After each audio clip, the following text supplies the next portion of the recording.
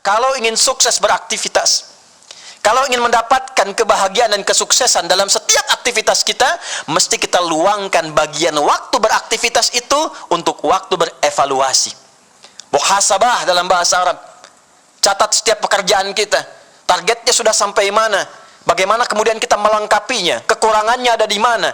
Bukan hanya sebatas kita padat mengisi program, kerjakan ini, kerjakan itu, tapi kita tidak mengerti sampai di mana capaian yang telah kita raih. Apa yang harus dievaluasi? Islam datang dengan panduan, di antara sekian kepadatan dalam beraktivitas, siapkan satu bagian untuk mengevaluasi setiap kegiatan yang kita lakukan, sehingga kegiatan terukur, capaian juga bisa didapatkan dengan sempurna, dan hasil bisa diraih sesuai dengan apa yang diharapkan.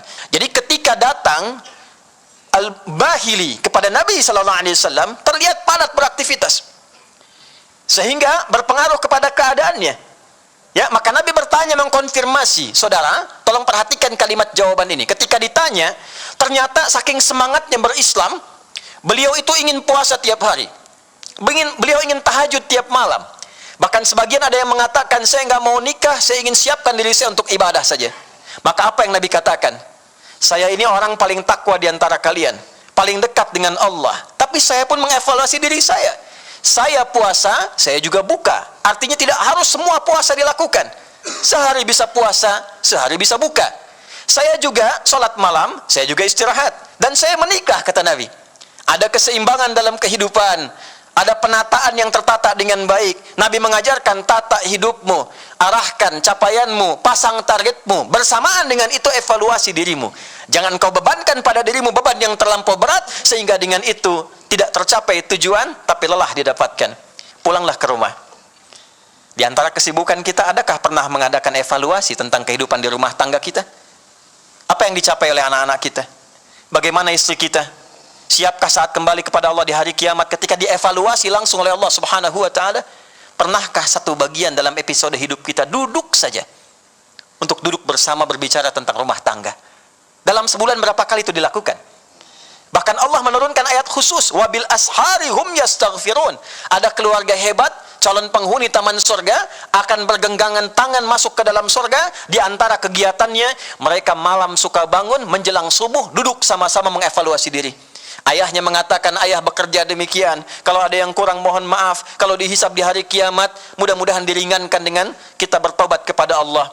Ibunya merespon, istrinya merespon, ini yang bisa bunda kerjakan, kalau ada yang salah bunda mohon maaf. Anaknya mengatakan, yang pertama ini yang saya kerjakan, kalau ada yang kurang mohon maafkan ayah dan bunda. Demikian anak sampai ke bungsunya, lalu semua mengatakan, ya Allah ampuni kami ya Allah, kami ingin sesuatu yang baik ya Allah, capaian yang baik ya Allah. Maka apa yang Allah katakan? Innal muttaqina fi jannati wa uyun akhidhina ma atahum rabbuhum innahum kanu qabla dhalika muhsinin kanu qalila minal laili ma yahja'un wa bil ashari hum yastaghfirun.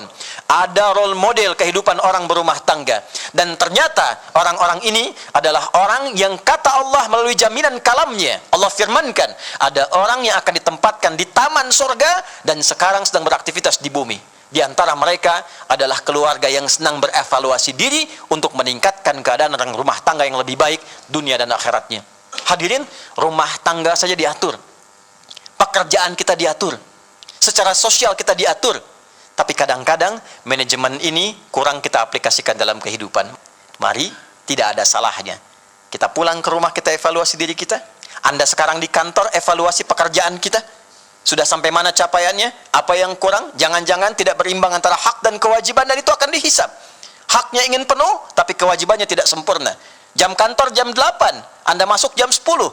Keluarnya jam 5, Anda pulang jam 4. Tapi gaji ingin penuh. Itu dihisab, saudara. Itu dihisab. Ada kalanya evaluasi itu penting kita tampilkan supaya tidak didatangkan madarat lain untuk mengambil hak yang bukan milik kita. Hadirin, secara singkat sebagai penutup khutbah ini, sebagai penutup khutbah, maka jalan evaluasi itu dihadirkan oleh Allah dengan kalimat yang sangat singkat. Fala tazlimu fihinna anfusakum. Jangan berbuat zalim. Maksudnya tempatkan kegiatan dengan cara yang baik. Mari evaluasi dari tubuh bagian atas sampai bagian bawah. Telinga pernah mendengar yang salah, lisan pernah bicara yang keliru, kaki pernah melangkah yang salah, itu zalim. Itu zalim. Ibnu Abbas radhiyallahu taala anhuma pernah mengingatkan, Karena bulan ini ditetapkan oleh Allah sebagai bulan evaluasi dari keburukan menjadi kebaikan, maka orang yang sengaja berbuat maksiat di bulan ini, maka dosanya dilipat gandakan 2 kali lipat, seperti pahala pun dilipat gandakan 2 kali lipat. Pelipat gandaan ini bukan ingin menakuti kita, tapi lebih memberikan semangat kepada kita untuk menjadi pribadi yang lebih baik.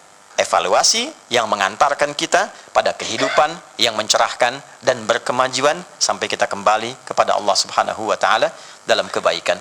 Hani'an wa kullu amin wa antum bi khair. Selamat kita yang terpilih masuk ke bulan Rajab ini, sementara sebagian saudara kita sudah kembali kepada Allah. Jika dengan kesempatan ini diberikan sampai Jumat ini ditegaskan belum mampu membuat kita menjadi pribadi yang lebih baik, maka berapa Jumat dan Rajab lagi yang kita butuhkan dari Allah untuk membuat kita menjadi lebih baik di hadapan Allah Subhanahu wa taala.